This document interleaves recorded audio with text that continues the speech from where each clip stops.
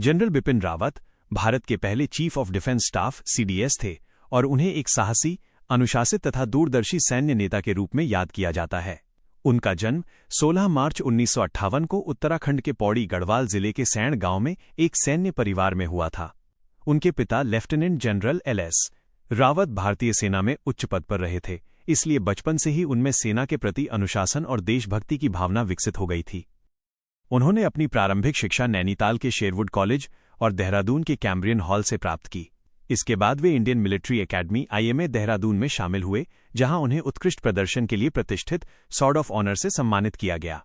इसके बाद उन्होंने defence services staff college (DSSC) Wellington और अमेरिका के army command and general staff college से भी उच्च सैन्य शिक्षा प्राप्त की।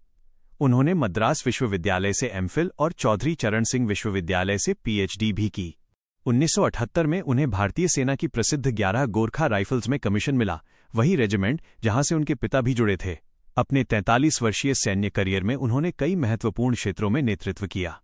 वे जम्मू कश्मीर में आतंकवाद रोधी अभियानों में विशेषज्ञ माने जाते थे और कई महत्वपूर्ण अभियानों का सफल नेतृत्व किया। उन्हें उत्तर पूर्व भारत में उग्रवाद रोधी अभियानों का बड़ा अनुभव था। संयुक्त राष्ट्र मिशन के तहत कांगो में उत्कृष्ट सेवा के लिए उन्हें विशेष सम्मान भी मिला। 2016 में पाकिस्तान अधिकृत कश्मीर में हुई सर्जिकल स्ट्राइक में उनकी रणनीतिक भूमिका अत्यंत महत्वपूर्ण रही। इसी योग्यता और नेतृत्व क्षमता के कारण 1 जनवरी 2017 को उन्हें भारतीय थल सेना प्रमुख (COS) नियुक्त किया गया।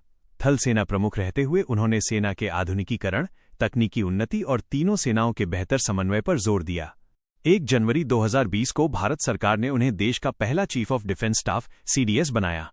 यह पद भारतीय सशस्त्र बलों के संयुक्त संचालन और रणनीति को मजबूत करने के लिए बनाया गया था। CDS के रूप में उन्होंने थिएटर कमांड्स की योजना, रक्षा संसाधनों के बेहतर उपयोग और तीनों सेनाओं के एकीकरण पर व्यापक काम किया। दुर्भाग्यवश 8 दिसंबर 2021 को तमिलनाडु के कुन्नूर में भारतीय वायुसेना के Mi-17 V5 हेलीकॉप्टर के दुर्घटनाग्रस्त होने से उनका निधन हो गया। इस हादसे में उनकी पत्नी डॉक्टर मधुलिका रावत और 11 अन्य सैन्यकर्मी भी शहीद हो गए। उनका निधन देश के लिए एक गहरी क्षति थी। जनरल बिपिन रावत को परम विशिष्ट सेवा पदक (PVSM), अति विशिष्ट सेवा पदक (AVSM), उत्तम युद्ध सेवा पदक (UYSM), युद्ध सेवा पदक (YSM) और सेना मेडल (SM) सहित कई उच्च सैन्य सम्मान प्राप्त हुए।